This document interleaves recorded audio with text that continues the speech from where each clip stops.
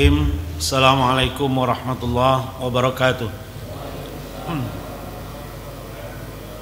Alhamdulillah alladzi hadana li hadza wa ma kunna linahtadiya laula an hadanallah. Allahumma shalli ala Muhammad wa ala ali Muhammad. Allahumma anfa'na bima 'allamtana wa 'allimna ma yanfa'una warzuqna 'uluman tanfa'una wa zidna ilma. Jamaah sekalian rahimakumullah, alhamdulillah di pagi hari ini kita masih diberi kesempatan oleh Allah Subhanahu wa taala untuk menambah amal-amal soleh kita sebagai bekal kita di kehidupan berikutnya. Dan alhamdulillah pula di kesempatan pagi hari ini kita bisa hadir di tempat ini untuk bertawasau bil haq, tawasau bis sabar, dan tawasau bil marhamah, mengkaji ayat-ayat Allah dan hadis-hadis Rasulullah sallallahu alaihi wasallam, yang tentunya kita semua berharap semoga majelis kita ini mendatangkan manfaat yang banyak dan keberkahan yang besar dari Allah Subhanahu wa taala untuk kita semua. Amin ya rabbal alamin. Dan kita doakan juga saudara-saudara kita, khususnya jamaah Masjid Al-Ikhlas ini yang sudah tiada, yang sudah Allah Subhanahu wa taala ambil, semoga mereka mendapatkan ampunan dan tempat yang baik di sisinya. Khususnya almarhum Bapak Abdurrahman yang luar biasa, subhanallah ya, sangat mencintai ilmu dan majelis ilmu, dan semoga ya Allah Subhanahu wa taala pun mengampuni segala dosa-dosanya dan memberi rahmat kepadanya. Ghafarallahu dzunubahu wa askanahu fasiha jannatihi. Amin ya rabbal alamin. Jamaah sekalian rahimakumullah, di pagi hari ini kita akan membahas sesuatu yang sangat agung, sangat mulia, berkaitan dengan ayat kursi. Ayat yang paling mulia, ayat yang paling agung yang ada di dalam Al-Quran. Tentunya dengan waktu yang terbatas, tapi semoga apa yang kita fahami dari ayat kursi ini menambah keimanan kita kepada Allah Subhanahu wa taala. Kita bacakan dulu ayatnya. A'udzubillahi minasyaitonirrajim.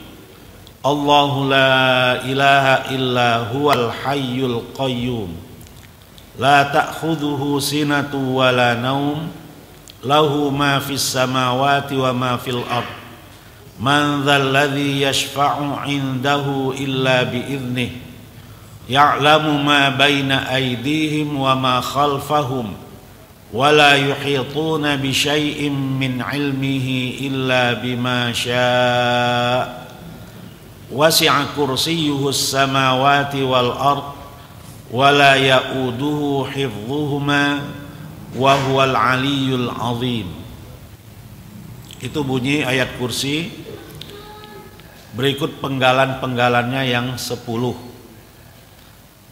Yang maksud ayat ini dalam bahasa Indonesia, Allah tidak ada Tuhan yang berhak disembah melainkan Dia, yang hidup kekal lagi terus menerus mengurus makhluknya, tidak mengantuk dan tidak tidur, kepunyaannya apa yang di langit dan di bumi, tiada yang dapat memberi syafaat di sisi Allah tanpa seizinnya.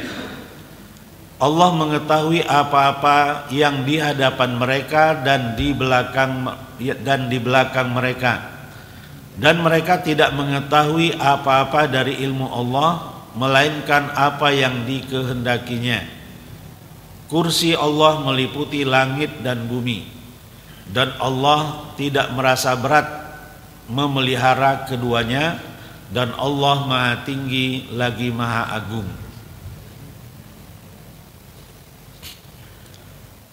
Inilah isi dari ayat kursi.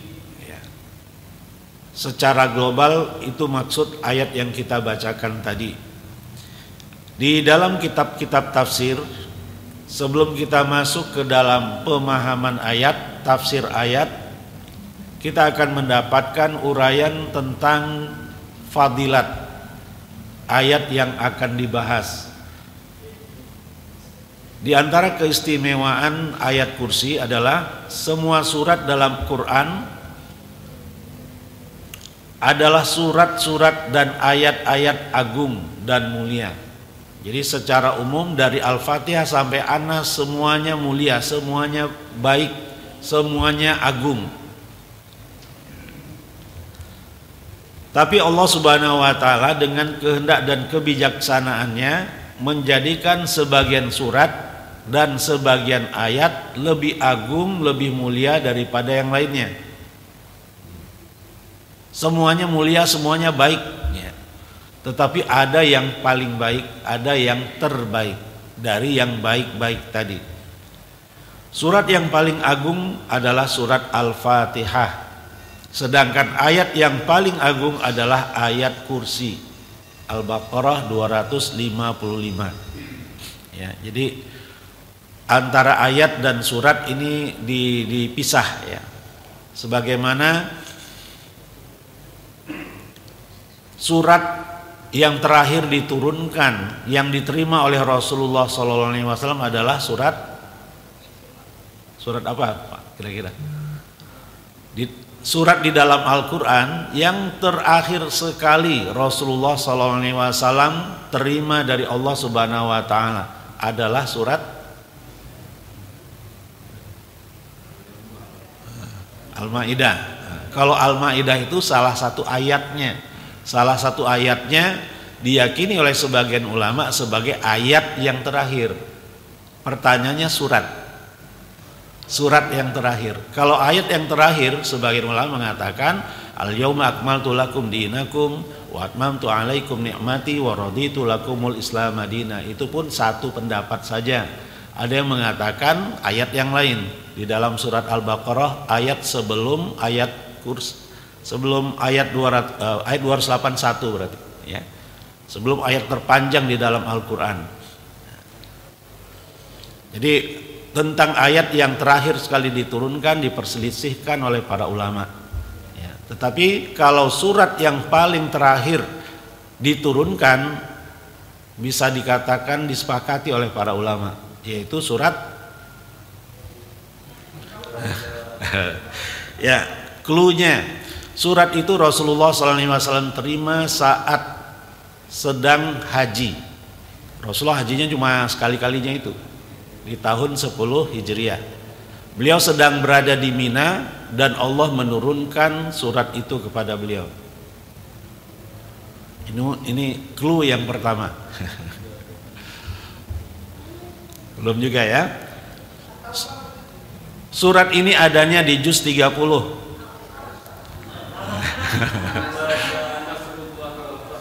Ya, surat An-Nasr, ya, surat An-Nasr. Idza jaa nasrullahi wal fath. Ya, itu disebutkan di beberapa riwayat ketika Rasulullah sedang berada di Mina, Allah turunkan surat itu. Yang di ujungnya, ya, fasabbih bihamdi rabbika wastaghfirhu innahu kana tawwaba.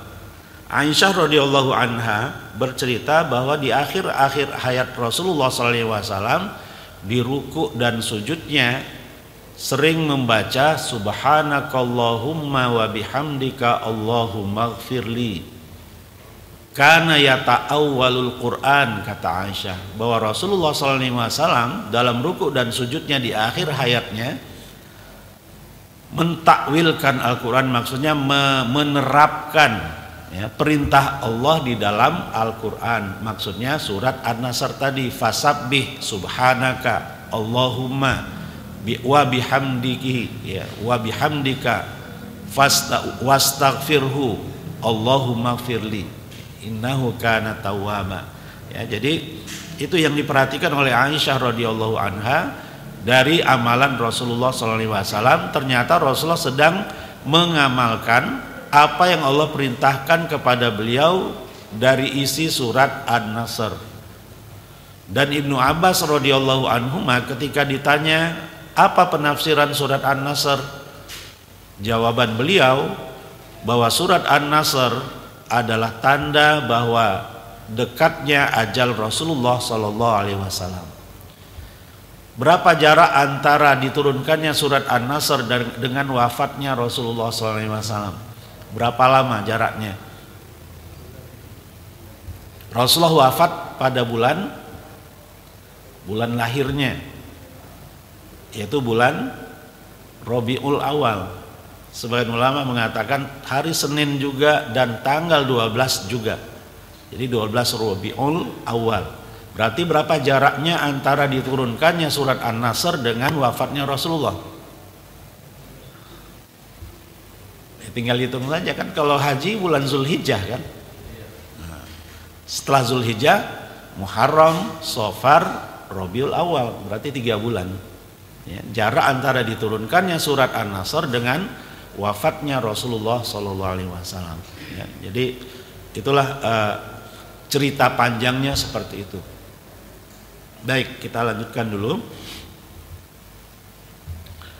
Ubay bin Ka'ab radhiyallahu anhu berkata, Rasulullah sallallahu alaihi wasallam bersabda, "Wahai Abul Munzir." Ini kunyah dari Ubay bin Ka'ab radhiyallahu anhu. Ubay bin Ka'ab adalah salah seorang sahabat Ansor ya, yang menguasai Al-Qur'an, yang menguasai qiraat Al-Qur'an, dan beliau salah satu dari 3 sahabat yang punya aliran qiraat yang secara umum ya, yang besar-besar di awal Islam di zaman sahabat. Di zaman sahabat ada 3 madrasah Al-Qur'an. Madrasah di sini maksudnya ya aliran lah ya, aliran qiraat Al-Qur'an. Di Madinah ada Ubay bin Ka'ab radhiyallahu anhu. Ini Madrasatul Madinah. Kemudian di Mekah ada Abdullah bin Abbas radhiyallahu anhuma, Madrasatu Makkah ya, aliran Mekah. Kemudian ada Abdullah bin Mas'ud radhiyallahu anhu yang berkedudukan di Kufah ya, di Irak ya, Madrasatul Irak ya. Jadi tiga sahabat itu yang punya aliran tersendiri, bukan aliran sebenarnya apa ya, digandrungi ya oleh sahabat dan tabi'in di zamannya untuk belajar Al-Qur'an ya. Dan itu besar gitu ya, sehingga ditulis oleh para ulama bahwa di awal-awal Islam di zaman sahabat pasca wafatnya Rasulullah SAW ada 3 kelompok ya di kota-kota besar di zaman itu yang punya madrasah Al-Qur'an yang besar. Di Madinah ada Ubay bin Ka'ab tokohnya, di Madinah ya Ubay bin Ka'ab, di Mekah ada Abdullah bin Abbas, dan di Irak ada Abdullah bin Mas'ud radhiyallahu anhum. Nah, Ubay bin Ka'ab ini meriwayatkan bahwa Rasulullah sallallahu alaihi wasallam bersabda, "Wahai Abul Munzir." Ya, ini kunyah, gelar seseorang yang menurut sunnahnya disusun berdasarkan nama anak biasanya ya, anak yang paling besar, lebih khususnya lagi laki-laki, anak laki-laki paling besar ya. Kalau anak laki-laki kita yang paling besar namanya Abdullah, maka kita dipanggil Abu Abdillah ya. Dan istri kita pun otomatis panggilannya Ummu Abdillah gitu. Tapi tidak harus nama anak, dan tidak harus punya anak dulu baru boleh punya kunyah. Aisyah radhiyallahu anha kunyahnya Ummu Abdillah, padahal kita tahu Aisyah nggak punya anak kan.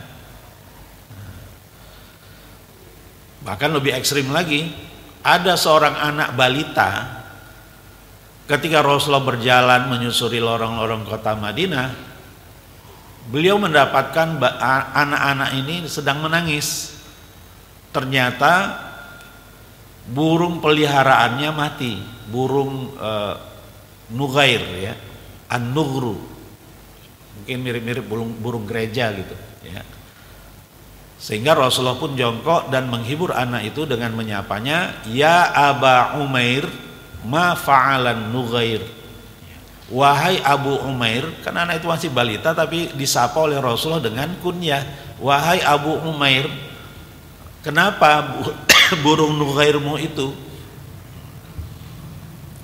Nah, dari situ Imam Syafi'i rahimahullah bisa menyimpulkan 40 hukum fikih ya, dari satu hadis saja ya. Yang ketika itu Imam Syafi'i baru berumur 13 tahun ya.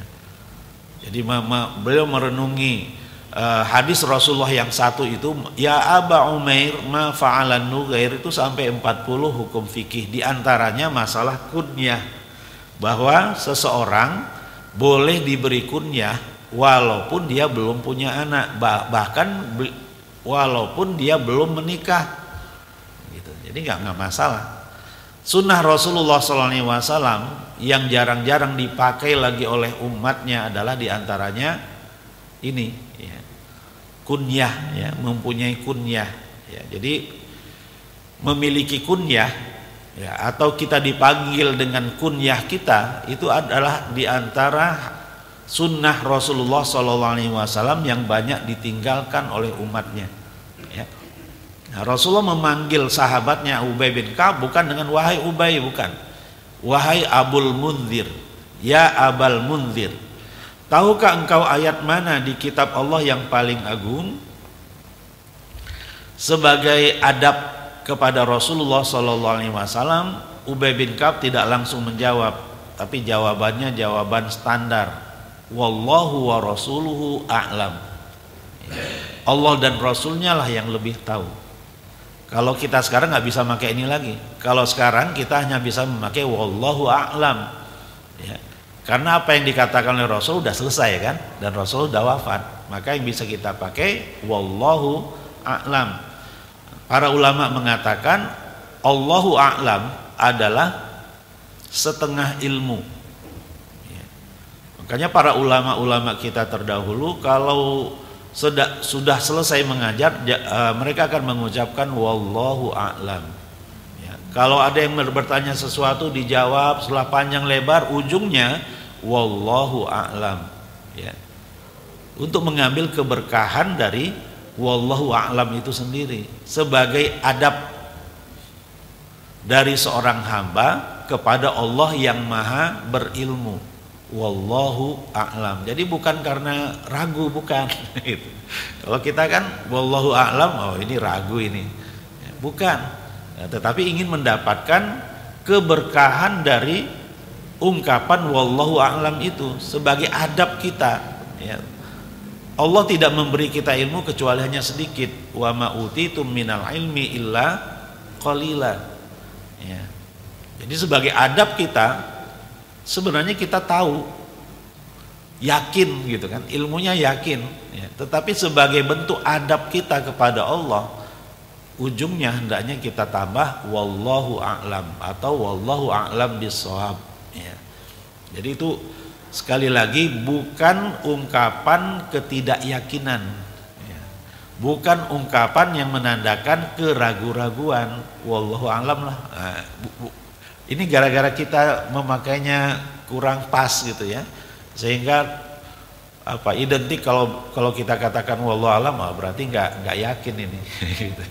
Padahal justru itu mengandung berkah pernyataan itu ya. Nisful ilmi ya, separuh dari ilmu itu ada pada wallahu a'lam. Beliau berkata lagi, wahai Abul Munzir, tahukah engkau ayat mana di kitab Allah yang paling agung? Nah, karena ada nada rada memaksa gitu ya, maka barulah Ubay bin Ka'ab radhiyallahu anhu mencoba menjawab lebih tepatnya. Allahu la ilaha illa huwal hayyul qayyum. Ini jawaban Ubay bin Ka'ab. Mendengar jawaban itu, Rasulullah SAW, kata Ubay, memukul dadaku dan berkata, demi Allah, selamat atas ilmu yang diberikan Allah kepadamu wahai Abul Munzir. Hadis riwayat Imam Muslim ya. Artinya Rasulullah belum pernah mengajarkan itu, tapi hal itu bisa ditangkap oleh Ubay bin Ka'ab ya. Ubay bin Ka'ab sudah menguasai seluruh Al-Quran. Ketika ditanya kira-kira ayat mana yang paling agung, beliau sudah punya feeling gitu ya. Padahal itu belum diajarkan oleh Rasulullah SAW. Ketika jawaban Ubay radhiyallahu anhu sesuai dengan hal yang sebenarnya yang ingin Rasulullah ajarkan, Rasulullah pun merasa lega gitu ya, bahwa umatnya, bahwa sahabat-sahabatnya sudah bisa menangkap ruh ya, dari ajaran yang beliau sampaikan dari Allah Subhanahu wa taala. Jadi para sahabat tidak melakukan, tidak meyakini sesuatu semuanya langsung diajarkan oleh Rasulullah, ini begini, enggak. Sebagian mereka bisa menyimpulkan sendiri dan kesimpulan mereka benar gitu. Kenapa benar? Karena mereka bermuayasyah dengan Rasulullah SAW. Karena mereka hidup di sekeliling Rasulullah SAW. Mereka melihat gelagat-gelagat Rasulullah. Ya, mereka sering mendapatkan ilmu dari Rasulullah sejenak ayat Al-Quran itu diturunkan. Karena seringnya ya, mereka bisa menyimpulkan sendiri ya, hasil pendidikan yang mereka terima dari Rasulullah SAW. Begitu juga dengan anak-anak kita, kan nggak semua yang mereka ketahui, yang mereka lakukan hasil apa yang kita ajarkan ya, secara langsung, tetapi mereka melihat gelagat kita di rumah, melihat gerak-gerik kita di rumah, dari situlah mereka mengikuti dan meniru ya. Kalau anak-anak kan sukanya meniru, apa yang kita lakukan dia lakukan, kita sholat dia ikut sholat walaupun gerakannya lucu gitu kan ya. Makanya para ahli tarbiyah, para ahli pendidikan mengatakan ya, ketika anak kita masih 10 tahun ke bawah ya hendaknya kita menjaga ucapan, menjaga perbuatan-perbuatan kita, karena itu sangat dipantau oleh anak kita. Mereka merasakan, mereka bisa menyimpulkan sendiri gitu. Apa-apa yang kita lakukan ya, itu apa istilahnya, karena kasetnya masih kosong gitu. Dari apa yang dia lihat, apa yang dia dengar, apa yang dia rasakan itu langsung masuk, terekam semuanya, menjadi kebiasaan yang akan dia lakukan nanti kalau dia sudah balik ya. Itu yang akan dia lakukan dan ulang-ulangi berdasarkan informasi yang dia terima berulang-ulang. Pendidikan pesantren pun punya konsep yang seperti itu. Pengulangan, kata kuncinya pengulangan ya. Karena santri-santri di pesantren itu 24 jam dalam sehari berada di pesantren, hari ini melakukan itu, jadi jadwalnya itu dalam satu hari itu sama. Hari ini begitu, besok begitu, pekan depan begitu, begitu seterusnya sampai 3 tahun atau 6 tahun di pesantren dia akan mengulang-ulang itu. Maka wajar kalau kemudian mereka sudah tahu gitu ya. Sudah tahu hal-hal yang baik ya, dan hal-hal yang bisa dia sampaikan, dia ajarkan setelah dia jadi alumni, karena dia langsung muayasyah, merasakan gitu ya kehidupan Islami selama 6 tahun berada di pesantren. Yang dia dengar adalah qala Allah qala Rasul ya. Yang dia dengarkan, dia dapatkan dari guru-gurunya, dari kiai-kiainya, itu adalah hal-hal yang berisi qala Allah qala Rasul, dan itu berulang-ulang gitu. Berulang-ulang itu yang diulangi sampai mungkin ya, saya dulu di waktu di pesantren sudah tahu kalau di awal tahun ya ada taujih ya, ada arahan dari pimpinan pesantren, pimpinan pondok. Nah, kita udah bisa menerka, pasti menyampaikan ini nih, pasti menyampaikan ini. Kita udah tahu juga. Dan itu bukan aib, itu bukan kekurangan ya, karena memang maksudnya adalah untuk supaya itu teresapi ya, oleh para santrinya. Nah, jadi pengulangan itu at-ta'wid ya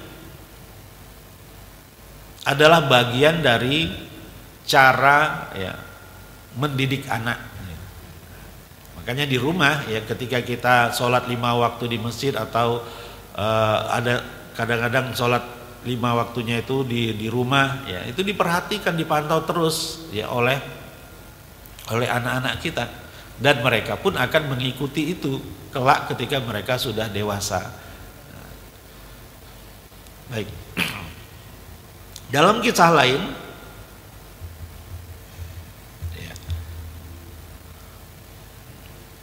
diriwayatkan oleh Ubay bin Ka'ab radhiyallahu anhu,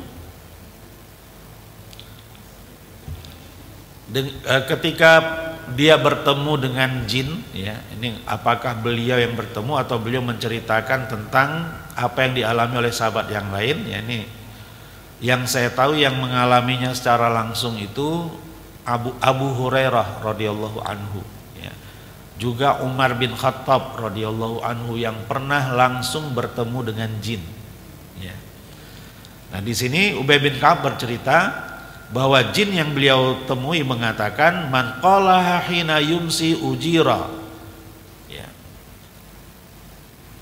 ujira minna hatta yusbih. Barang siapa yang membaca ayat kursi di petang hari, di sore hari, dia akan diselamatkan dari kami, kata setan, ya, sampai keesokan paginya. Wa man qalaha hina yusbih ujira minna hatta yumsi. Dan barang siapa yang membaca ayat kursi itu di pagi hari, dia akan terjaga dari kami, dari gangguan kami, sampai dia di sore hari, ya, sampai sore hari. Ya, ini informasi dari setannya sendiri. Kok di sini disebut jin? Ya, setan yang tidak tampak itu dari kalangan jin. Kana minal jinni fafasaqa an amri rabbih, ya. Nenek moyangnya setan adalah iblis, ya. Nenek moyangnya jin adalah iblis yang Allah kekalkan umurnya sampai hari kiamat.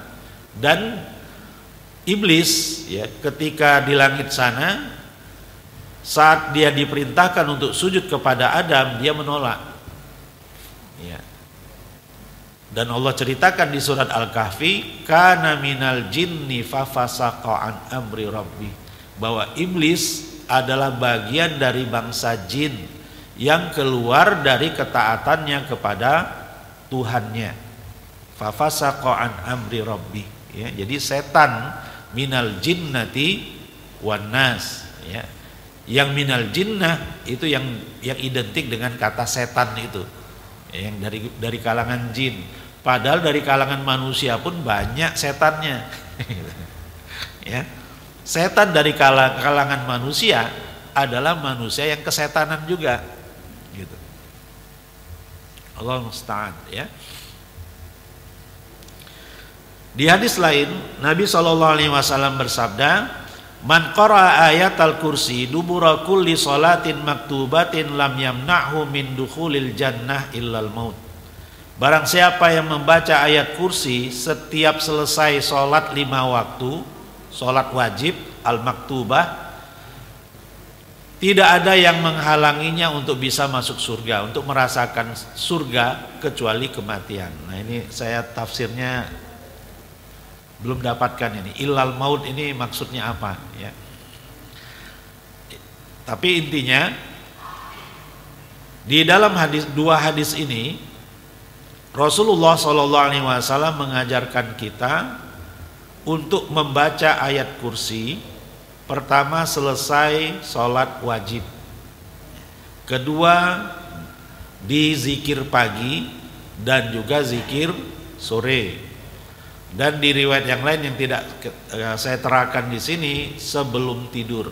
Jadi di 3 waktu ini ya hendaknya kita terapkan ayat kursi itu, pagi, sore, kemudian sebelum tidur, kemudian setiap selesai sholat 5 waktu. Berarti minimal 8 kali dalam satu hari kita baca ayat kursi seharusnya, ya. 5 waktu sholat, pagi, sore, dan sebelum tidur. Jadi subhanallah, kalau itu rutin kita lakukan berarti kita benar-benar terhubung dengan Allah Subhanahu wa taala setiap hari.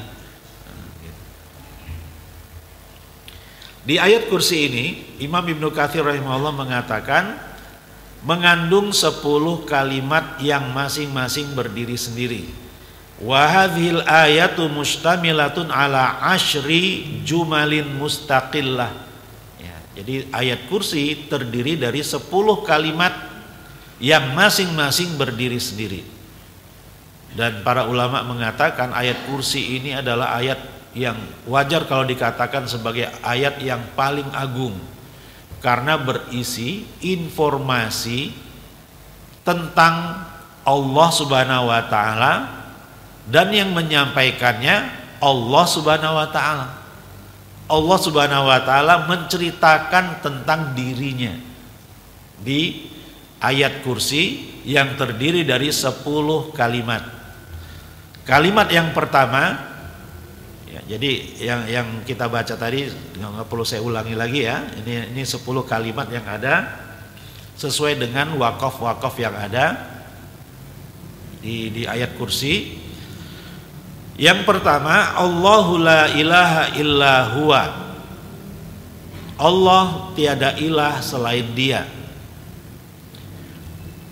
Allah adalah nama Allah yang utama. Ya. Di dalam hadis disebutkan inna lillahi tis'atan wa tis'ina asman mi'atan illa wahidan man ahsaha dakhalal jannah. Hadis riwayat Imam Bukhari. Sesungguhnya Allah punya 99 nama, 100 kurang 1. Barang siapa yang secara harfiah ahsaha artinya menghitungnya, maksudnya menjaganya, niscaya dia akan masuk surga. Dan di dalam Al-Quran disebutkan walillahil asmaul husna fada'uhu biha. Dan Allah memiliki asmaul husna, nama-nama yang baik yang 99 tadi. Ya. Fada'uhu biha, maka berdoalah kalian dengan nama-nama tersebut. Maksudnya bukan harus 99 nama dibacakan di satu majelis, tetapi maksudnya Asmaul Husna itu dipilih dari Asmaul Husna yang 99 itu yang cocok dengan isi doa kita. Kalau misalnya yang kita mohonkan adalah rezeki, maka kita panggil Allah dengan namanya Ya Razzaq, Ya Wahhab, Ya Mu'ti, Ya Ghani gitu, ya. Kalau yang kita mohonkan adalah pertolongannya karena kita merasa sedang dizolimi, kita panggil Allah dengan namanya Ya Qawi, Ya Aziz, Ya Muntaqim, Ya Jabbar, Ya Qahar, dan seterusnya. Jadi itu yang dimaksud, bukan membaca 99 baru kita doa. Kalau memang cukup waktunya bagus gitu ya. Bisa diterapkan ya. Jadi Allah dari nama-nama yang 99 itu, nama Allah adalah nama utama yang mutlak tidak boleh dipakai oleh makhluknya. Manusia tidak boleh diberi nama Allah. Siapa namanya? Allah. Nggak boleh. Ya kan pernah ada itu, walaupun dalam bahasa Indonesia namanya Tuhan. Ya. Jadi ada orang di Sumatera Utara, seorang pemuda di Sumatera Utara, KTP-nya namanya siapa? Tuhan. Gitu. Ya, itu nggak boleh. Ya. Ya. Nah, atau Robbi. Ya.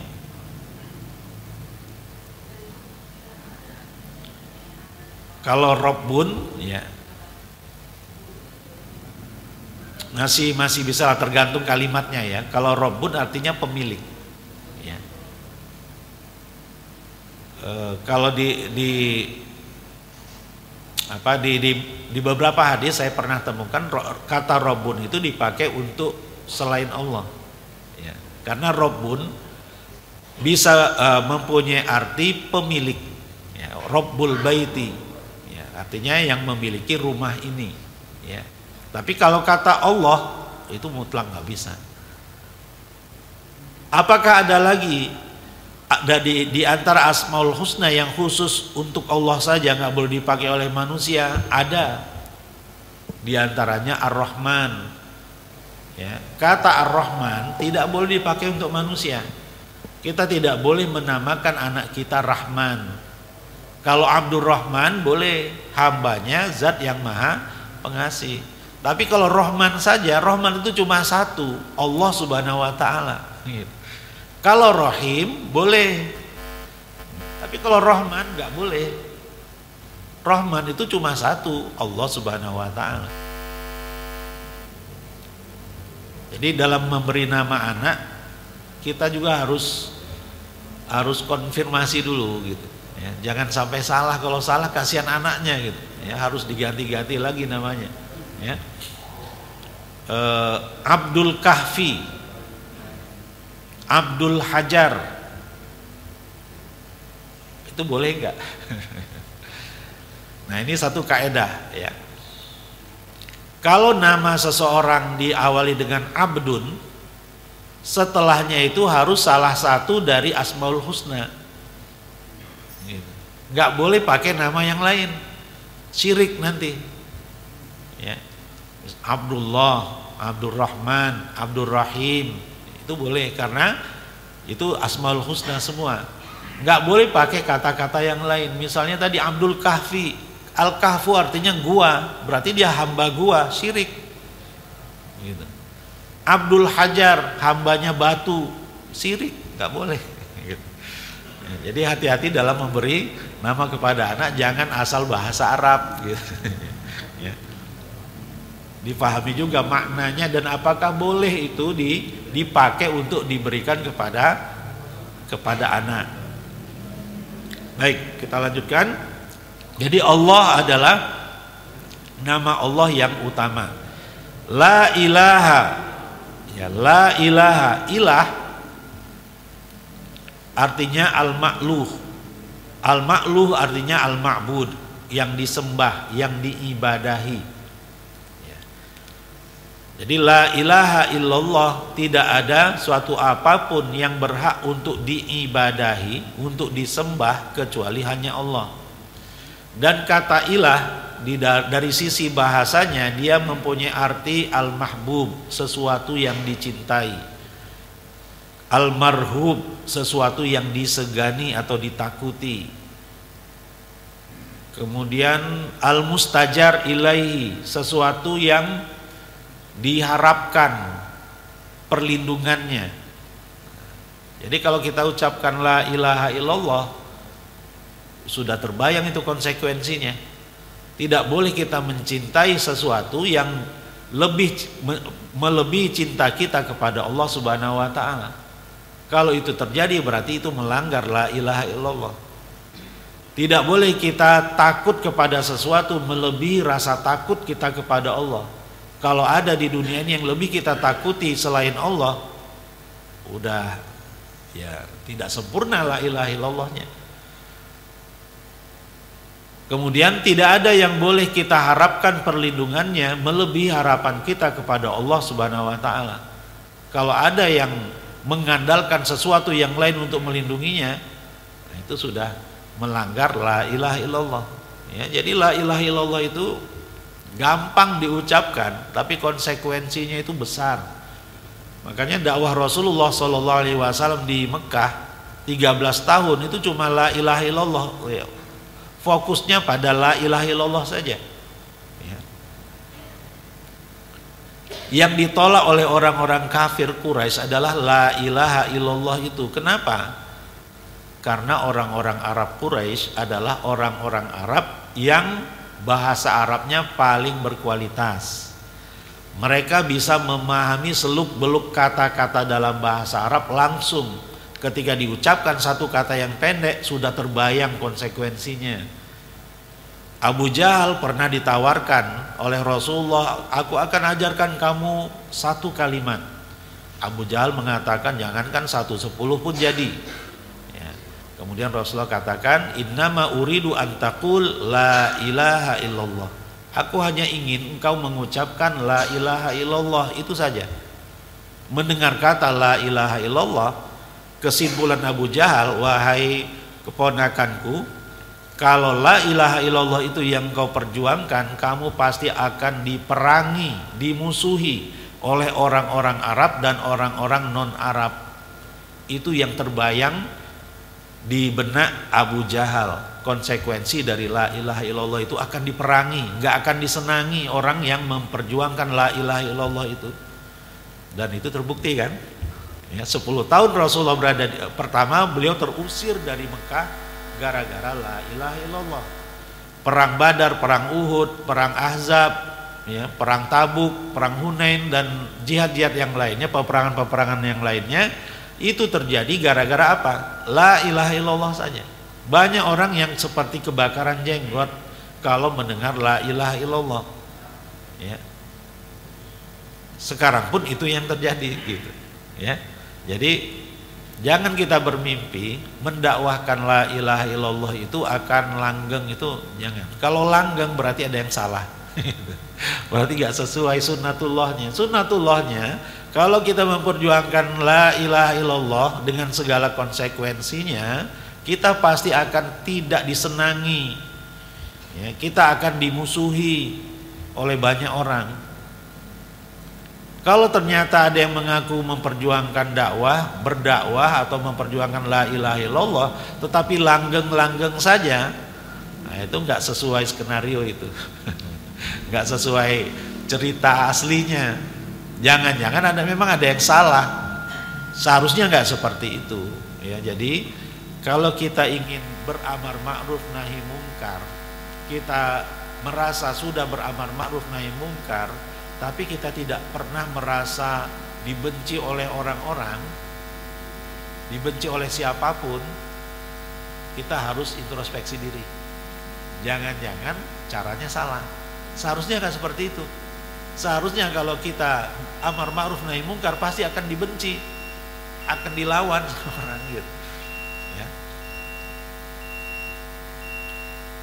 Baik. Pemberitahuan yang menyatakan bahwa dialah Tuhan yang Maha Esa bagi semua makhluk. Allah adalah nama yang paling agung milik Allah.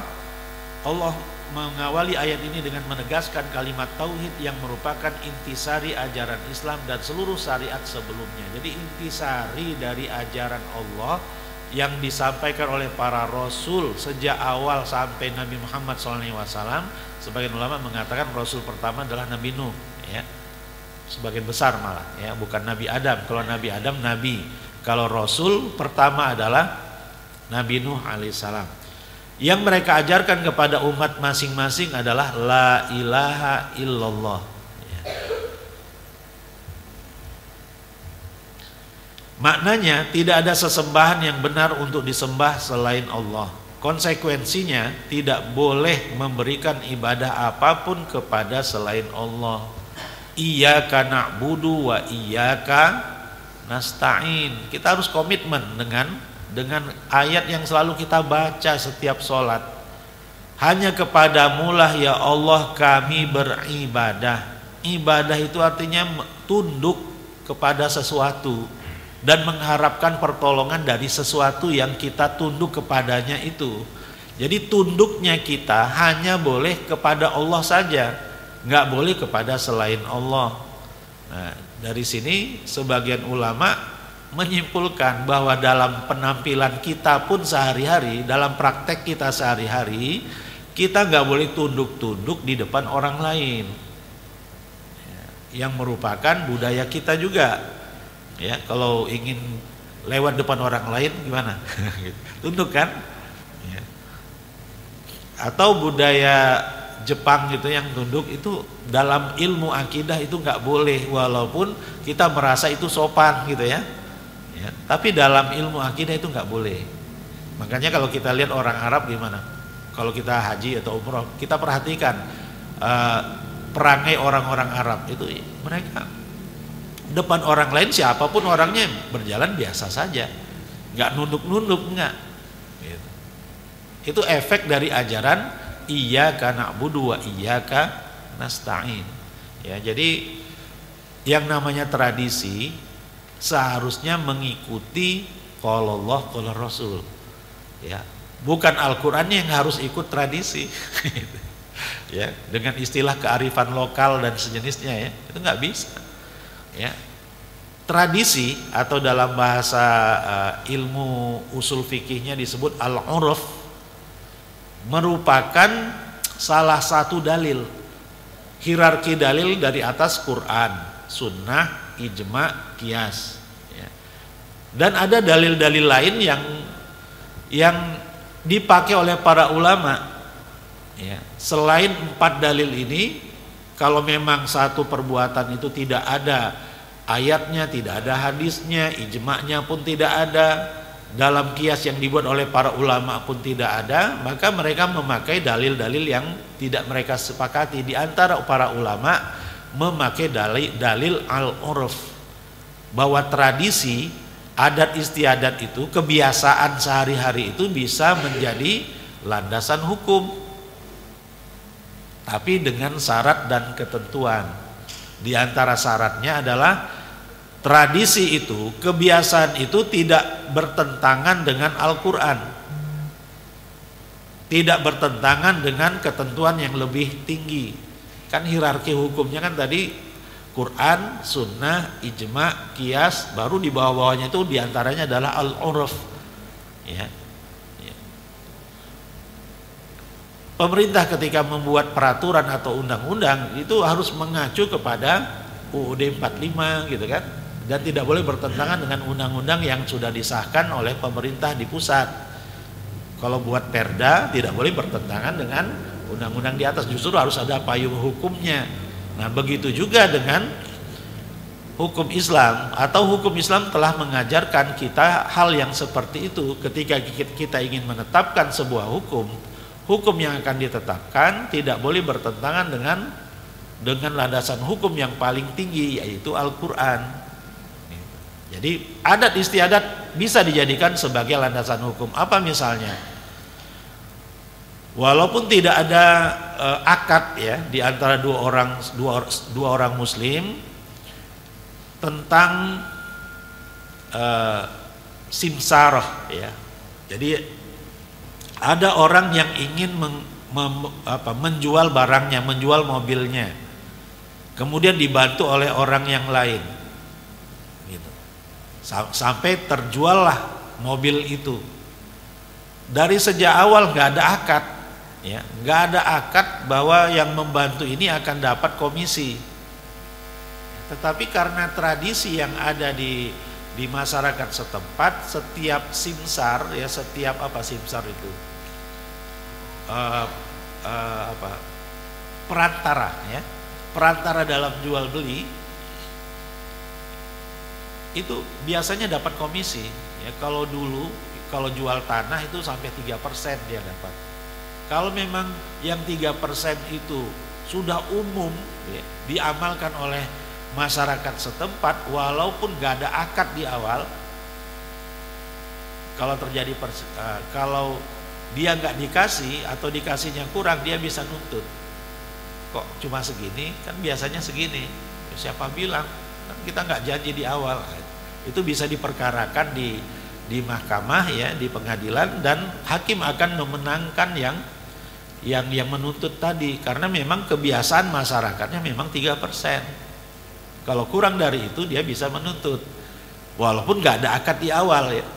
Gak ngomong di awal, tapi itu otomatis. Nah, itu landasannya adalah al-urf ya, adat kebiasaan masyarakat setempat, khususnya dalam hal muamalah ya. Tapi kalau kebiasaan itu bertentangan dengan ajaran-ajaran yang di atasnya secara hierarkis, ajaran itu tidak boleh diamalkan ya.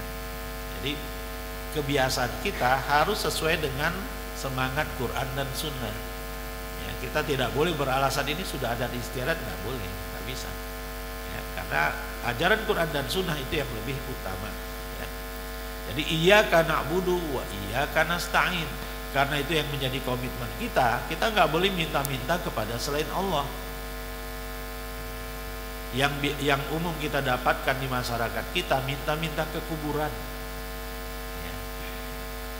alasannya tawasul. Kalau tawasul ini ya ini khilafiyah lah sejak 1000 tahun yang lalu. Ada yang mengatakan boleh, ada yang mengatakan tidak boleh.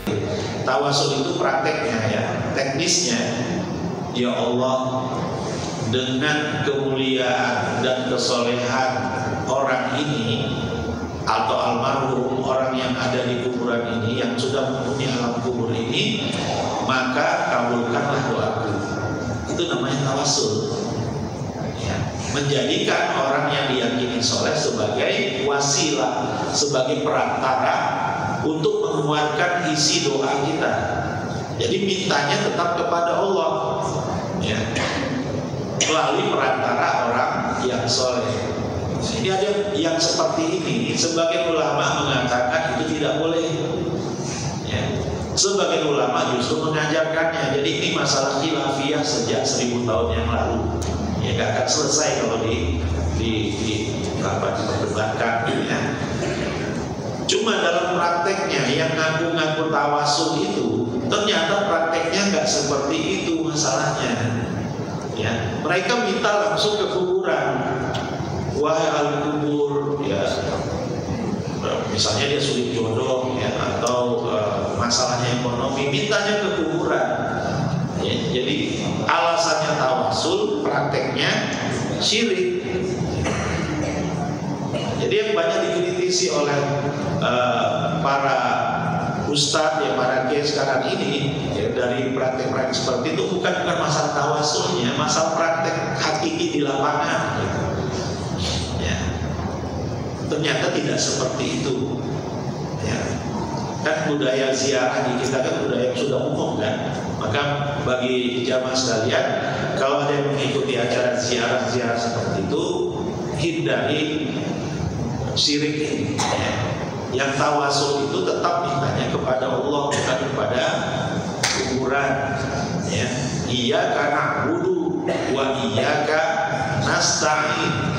Hanya kepadamu lah ya Allah kami beribadah. Berdoa itu bagian dari ibadah. Ad-du'a'u wal ibadah, kata Rasulullah SAW. Doa itu adalah ibadah. Kalau ibadah harus kepada Allah, harus lillahi ta'ala dan diarahkan kepada Allah. Kalau diarahkan kepada makhluk, haram hukumnya. Wa iyyaka nasta'in, dan hanya kepadamu pula kami memohon pertolongan. Pertolongan dalam hal-hal yang memang tidak bisa diwujudkan oleh makhluk. Ya, misalnya supaya masuk surga, supaya bisa cepat dapat jodoh, supaya bisa kaya, mintanya kepada Allah, bukan kepada kuburan atau pohon besar atau batu besar atau yang lainnya ya. Jadi ini konsekuensi dari la ilaha illallah ya. Al-Hayyul Qayyum, yang hidup kekal lagi terus menerus mengurus makhluknya, yakni dia adalah zat yang hidup kekal, tidak mati selama-lamanya, lagi terus menerus mengurus selainnya. Di alam wujud ini hanya ada dua hal, Allah dan al-alamin. Alhamdulillahi Rabbil alamin ya. Di alam wujud ini berdasarkan ayat kedua surat Al-Fatihah itu hanya ada dua pihak, Allah sebagai Rabb dan al-alamin. Selain al-alamin adalah Allah, selain Allah adalah al-alamin. Dan al-alamin yang memiliki, yang menciptakannya adalah Rabb, Rabbil alamin gitu. Di antara al-alamin itu adalah kita ya, jadi himpunan al-alamin adalah alam semesta ini. Di antaranya adalah kita yang Allah ciptakan ya. Dan yang mengurus al-alamin ini tidak ada lain kecuali hanya Allah. Allah sajalah yang mengurusnya ya. Subhanallah ya. Jadi kita ketika mengurus rumah kita saja itu kerepotan kadang-kadang. Apalagi kalau kita sudah sudah berumur gitu ya, sudah akan banyak yang kita lupa gitu ya. Naruh ini di mana lupa gitu. Ya. Allah Subhanahu wa taala sejak awal, sejak azal ya, yang tidak ada awalnya gitu, ya, sampai sekarang itu tidak ada yang luput dari perhatiannya, ya, tidak ada yang luput dari pengawasannya. Allah yang mengurus alam semesta ini semuanya. Ya. Umar bin Khattab membaca Qayyum ini Qayyam, ya, Al-Hayyul Qayyam, dengan pengertian bahwa semua makhluk berhajat kepadanya, sedangkan Allah maha kaya dari semua makhluk, maha tidak membutuhkan makhluk-makhluknya. Dengan kata lain, segala sesuatu tidak akan berwujud tanpa perintah dari Allah. Perihalnya sama dengan makna yang ada di dalam firman-Nya, wa min ayatihi an taqumas samaa'u wal ardu bi amrih, dan di antara tanda-tanda kekuasaannya ialah berdirinya langit dan bumi dengan kehendaknya. Dari Abu Umamah, beliau berkata, Ismullahil a'zam alladzi idza du'iya bihi ajab. Ada tiga nama Allah yang agung. Ada nama Allah yang agung, yang kalau kita berdoa kepada Allah dengan memakai nama tersebut, pasti Allah akan ijabah. Dan nama ini diulangi 3 kali di dalam Al-Quran. Yang pertama ada di ayat kursi, Allahu la ilaha illa huwal hayyul qayyum. Kemudian ada di awal surat Al-Imran, Alif Lam Mim, Allahu la ilaha illa huwal hayyul qayyum. Dan yang ketiga ada di ayat 111 surat Thaha, wa anatil wujuhu lil hayyil qayyum wa qad khaba man hamala zulma. Ya. Jadi maksudnya adalah nama Al-Hayyul Qayyum ini adalah nama agung yang Allah Subhanahu wa taala kalau kita seru dengan memakai Al-Hayyul Qayyum, pasti Allah akan menjawabnya. Ini kata Abu Umamah, ya, radhiyallahu anhu, berdasarkan pelajaran yang beliau dapatkan dari Rasulullah SAW. Ya. Jadi kalau kita sangat butuh doa kita dikabulkan oleh Allah Subhanahu wa taala, kita pakai Al-Hayyul Qayyum. Ya Hayyu ya Qayyum bi rahmatika astaghits fala takalni ila nafsi tarfata ain. Itu misalnya Rasulullah ajarkan. Ya, ada di dalam hadis doa ini, ya. Wahai Al-Hayyu Al-Qayyum, bi rahmatika astaghits, dengan rahmatmu aku memohon pertolongan, maka jangan biarkanlah diriku walau sekejap mata hanya mengandalkan diriku sendiri. Fala takalni ila nafsi tarfata ain. Ya kan? Jadi setiap detiknya kita berharap kehidupan kita ini dibimbing oleh Allah. Ya, bimbingan dalam bahasa Arabnya taufik. Ya. Kita sangat berharap taufik dari Allah dalam setiap langkah hidup kita. La ta'khudhuhu sinatu wala naum, tidak mengantuk dan tidak tidur. Dia tidak pernah terkena kekurangan, tidak lupa, tidak lalai terhadap makhluknya, bahkan dia mengurus semua jiwa berikut amal perbuatannya, menyaksikan segala sesuatu, tiada sesuatu pun yang gaib atau tidak diketahui olehnya, tiada suatu perkara yang samar satu pun yang tidak diketahuinya. Artinya semuanya jelas gamblang di hadapan Allah Subhanahu wa taala. Allah tidak pernah mengantuk dan tidak pernah tidur. Apa beda sinah dengan nuas?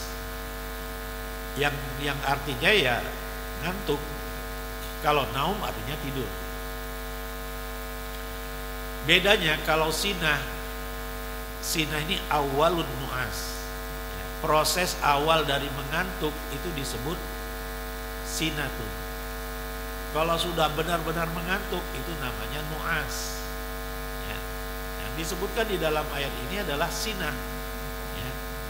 Awal mengantuk itu saja Allah tidak pernah. Kalau kita pun walaupun nggak mengantuk, sinah itu kadang-kadang blank berapa detik gitu kan. Ya, ketika nyetir ada blank 2 detik gitu. Nah, itu namanya sinah. Yang sinah seperti itu pun tidak pernah ya, melanda Allah Subhanahu wa taala. Jadi benar-benar terus fokus ya. Tidak ada jedanya. Di antara kesempurnaan sifat qayyumnya ialah dia tidak pernah mengantuk dan tidak pernah pula tidur. Ya, karena Allah mengurus seluruh makhluknya. Ya. Yang membutuhkan yang mana konsekuensinya nggak boleh tidur, nggak boleh ngantuk karena semuanya harus diurusin. Ya. Dan Allah mampu tentunya ya, Allah maha kuat, ya. Maha perkasa. Lahu ma fis samawati wa ma fil ard. Kepunyaannya apa yang di langit dan apa di bumi. Ayat ini memberitakan bahwa semuanya adalah hamba-hambanya, berada dalam kekuasaannya dan di bawah pengaturan dan pemerintahannya. Perihalnya sama dengan makna yang ada dalam ayat lain, inna kullu man fis samawati wal ardi illa atir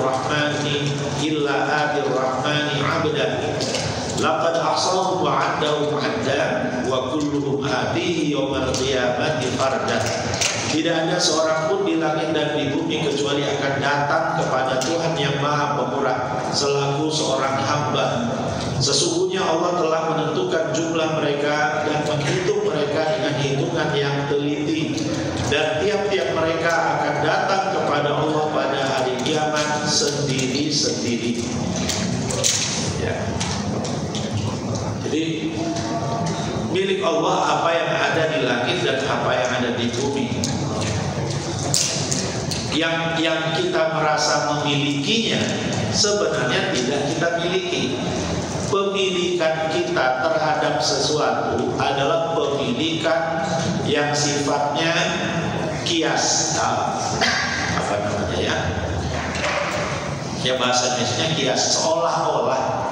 Ya seolah-olah kita memiliki, padahal itu bukan milik kita, itu milik Allah. Ya jangankan rumah yang punya kita atas nama kita, diri kita saja nggak bisa kita miliki. Ya, nggak bisa kita kondisikan, nggak usah sakit, nggak boleh sakit, nggak bisa. Diri kita sendiri nggak bisa kita miliki. Bagaimana dengan apa-apa yang di luar kendali kita? Seolah-olah rumah itu milik kita, seolah-olah kendaraan itu milik kita, yang sesungguhnya itu bukan milik kita. Semua yang ada di langit dan di bumi lillahi ma fis samawati wa ma fil ard, atau di sini lahu ma fis samawati wa ma fil ard. Man alladhi yashfa'u indahu illa bi idzni. Tidak ada seorang pun yang dapat memberi syafaat di sisinya melainkan dengan izinnya. Mana yang ini sama dengan ayat yang lain, kam min malakin fis samawati la tughni syafa'atuhum syai'an illa min ba'di ayya'dan Allahu liman yasha'u wa yarda. Dan berapa banyak malaikat di langit, syafaat mereka sedikit pun tidak berguna kecuali sesudah Allah mengizinkan bagi orang yang dikehendaki dan diridhoinya. Malaikat adalah makhluk-makhluk Allah yang suka mendoakan kita.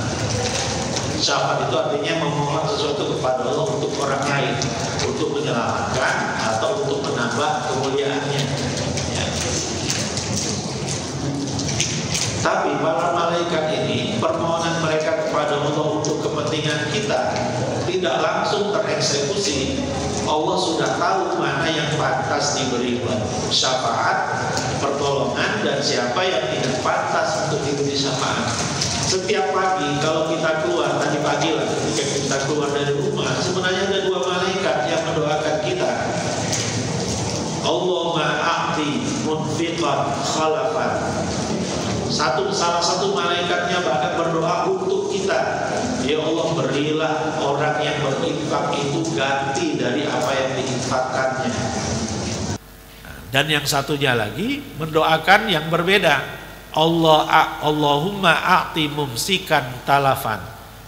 Ya Allah, berikanlah kepada orang yang pelit, ya, bakhil, tidak mau infak, kerusakan dari harta yang dia miliki.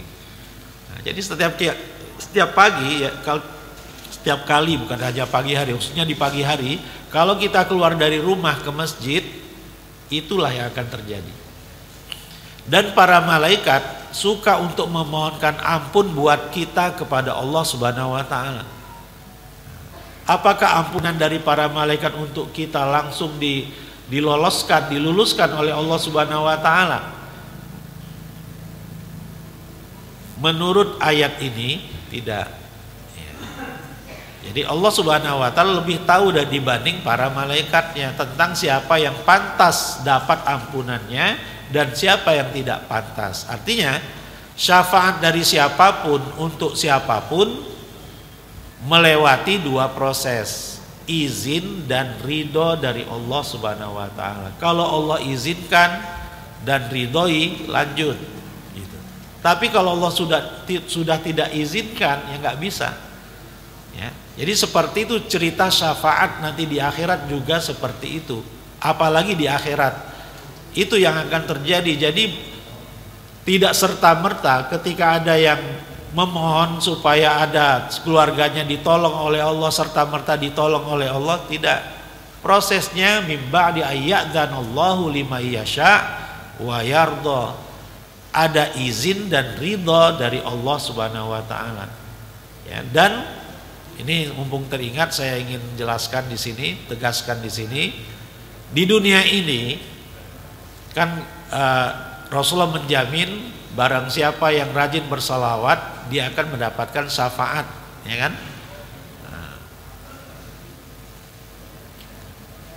Di dunia ini ketika kita ingin memohon syafaat, apakah boleh kita memintanya kepada Rasulullah SAW? Ya Rasulullah, berikanlah kami syafaatmu. Ungkapan itu boleh atau tidak? Bertentangan dengan syariat atau tidak? Ya Rasulullah, berikanlah kami syafaatmu di hari kiamat. Nah, ungkapan itu boleh atau tidak diucapkan? Berdoa itu kepada siapa? Allah, bukan kepada Rasulullah, nggak boleh. Iyyaka na'budu wa iyyaka nasta'in. Ya, jadi yang punya hak prerogatif untuk meluluskan doa seseorang hanya Allah. Yang berhak untuk diminta hanya Allah, bukan Rasulullah. Rasulullah nggak punya hak. Rasulullah memang makhluk Allah, manusia yang paling mulia, iya. Kita sangat berharap syafaatnya di hari kiamat, iya, ya. Tapi adabnya di dunia kita tidak bisa minta langsung ke Rasulullah, mintanya kepada Allah. Dan nanti pun di akhirat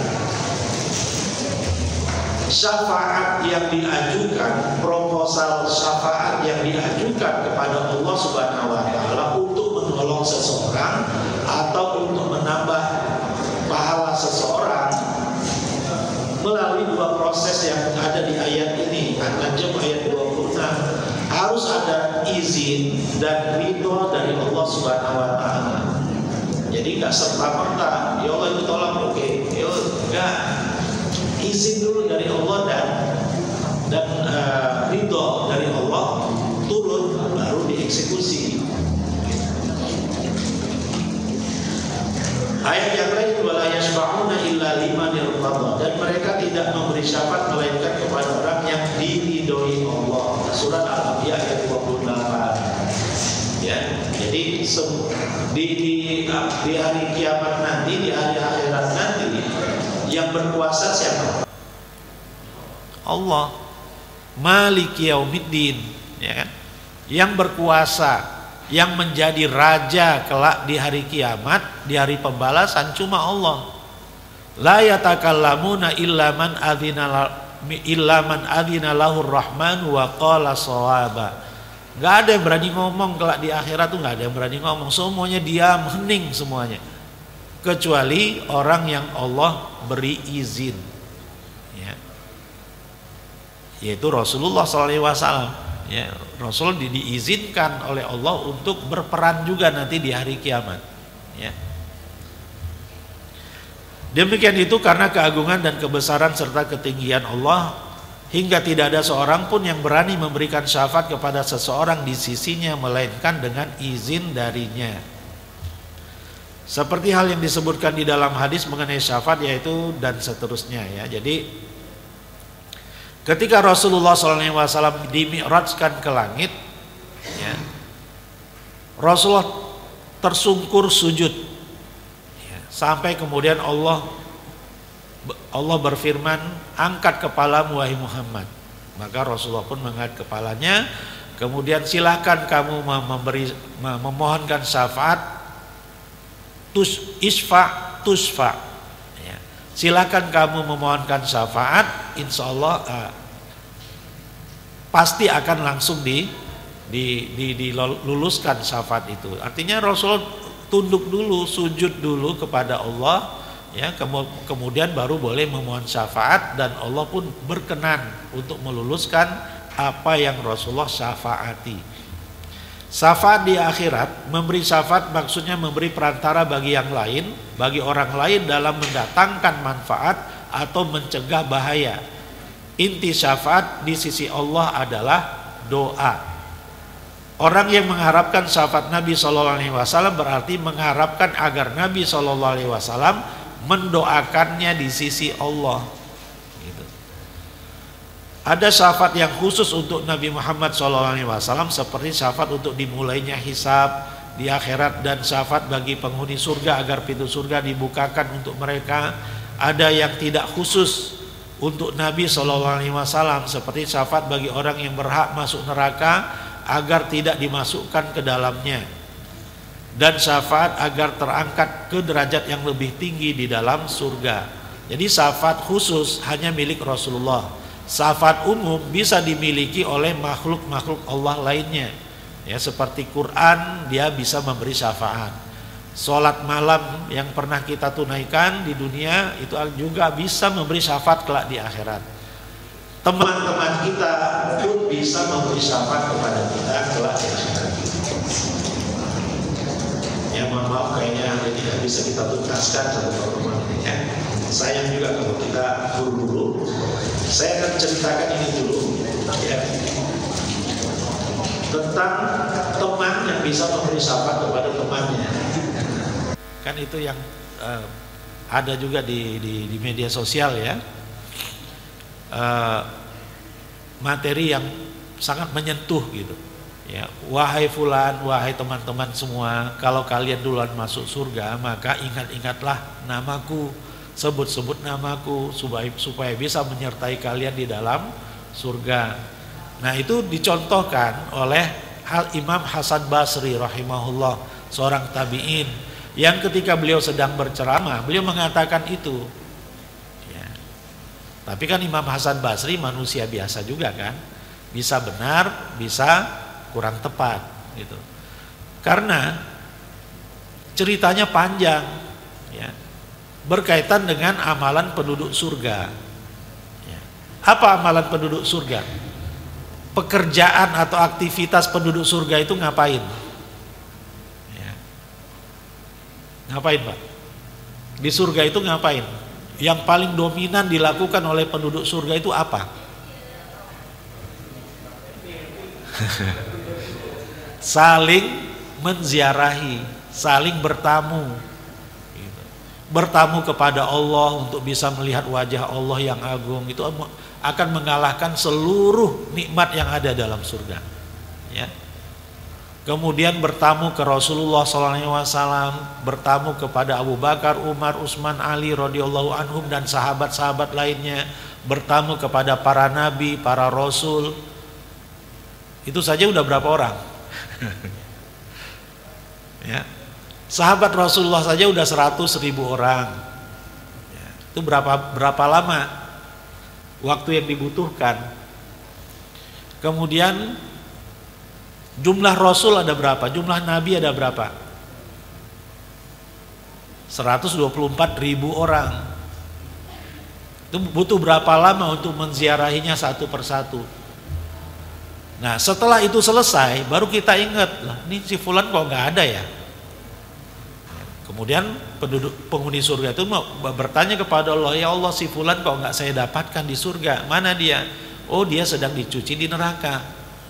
Ya Allah dia itu teman saya, teman akrab saya, bisa nggak dia dipindahkan masuk surga? Ya sudah, akhirnya dipindahkanlah dia dari neraka masuk ke dalam surga. Makanya saya nggak bercita-cita untuk seperti itu gitu. Ya, saya lebih bercita-cita langsung masuk surga, nggak mau mendekam di neraka duluan. Jadi yang ingin, wahai teman-teman, kalau ada yang duluan masuk surga, ingat-ingat saya, fakir. Saya nggak bercita-cita seperti itu. Ya. Ya semoga kita semuanya langsung masuk surga ya. Amin ya rabbal alamin. Jadi seorang muslim bisa mendapat syafaat untuk orang tua, anak, saudara atau sahabatnya di akhirat. Akan tetapi syafaat hanya diberikan kepada orang yang beriman dan meninggal dalam keadaan iman saja. Ya, kalau ada keluarga kita ya, naudzubillah ya, kalau ada seorang muslim keluarganya non muslim itu nggak bisa, ya, nggak berlaku. Syaratnya ada 2 dalam syafaat, ya, izin dan ridho, ya. Baik, sampai di sini dulu, diingat bahwa pembahasan kita sampai syafaat. Ya. Wallahu a'lam bishawab, ini saja mungkin yang bisa saya sampaikan. Mohon maaf atas segala kekurangan. Wabillahi hidayah wa taufiq wal afu minkum. Wassalamualaikum warahmatullahi wabarakatuh.